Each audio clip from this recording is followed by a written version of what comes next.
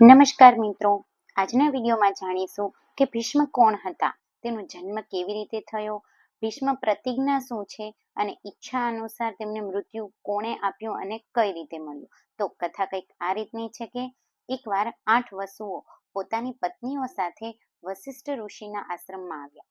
આશ્રમમાં નંદિની નામની દિવ્ય ગાય હતી. તે જોઈને પ્રભાસ નામના 8મા વસુની પત્નીને ગાય મેળવવાની ઈચ્છા થઈ. આથી પ્રભાસે અન્ય વસુની મદદથી ગાય ચોરી લીધી. વશિષ્ઠ ઋષિએ યોગ બળથી જાણી લીધું અને બધા વસુને પૃથ્વી પર જન્મ લેવાનો શ્રાપ આપ્યો.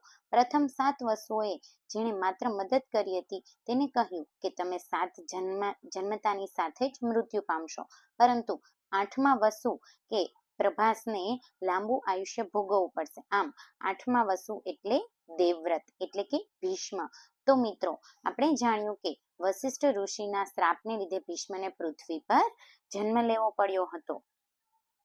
આમ ભીષ્મ એ શાંતનુ અને ગંગાના પુત્ર તરીકે પૃથ્વી પર રહીને જન્મ લીધો. જ્યારે ભીષ્મ મોટા થયા ત્યારે હસ્તિનાપુરના યુવરાજ બનાવવામાં આવ્યા. આ સમય દરમિયાન શાંતનુ નાવિકની કન્યા સત્યવતીના પ્રેમમાં પડ્યા. તેના પિતા પાસે લગ્નનો પ્રસ્તાવ મૂક્યો, પરંતુ સત્યવતીના પિતાએ વિવાહ માટે શરત મૂકી કે જો સત્યવતીનું સંતાન રાજા બને તો જ તેઓ પોતાની પુત્રી સત્યવતીને શાંતનુ સાથે પરણાવે.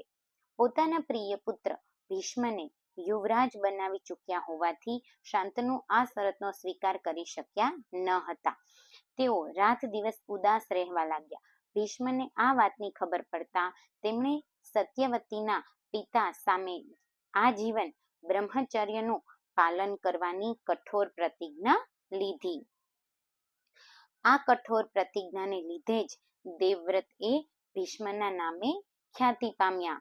કેમ કે આ પ્રતિજ્ઞા કઈ નાની સૂની નહોતી. એમણે આજીવન બ્રહ્મચર્યનું પાલન કર્યું. એમણે લગ્ન કર્યા નહીં.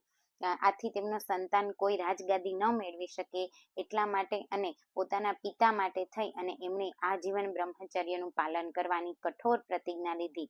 અને આ કઠોર પ્રતિજ્ઞાને લીધે જ દેવવ્રત એ ભીષ્મ નામે પ્રખ્યાત થયા અને કઠોર પ્રતિજ્ઞાને ભીષ્મ પ્રતિજ્ઞા પણ કહેવામાં આવે છે.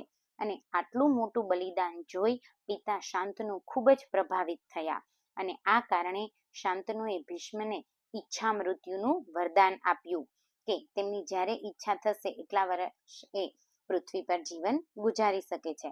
મહાભારતના 18 દિવસના યુદ્ધમાં 10મા દિવસે તે ઘાયલ થઈ ગયા, બાણસૈયા પર રહ્યા અને છેવટે ઉત્તરાયણના દિવસે તેમણે પોતાની ઈચ્છા અનુસાર દેહનો ત્યાગ કર્યો. આ હતા મહાપરાક્રમી ભીષ્મ. આઈ હોપ કે તમને આ વિડીયો ગમ્યો હશે.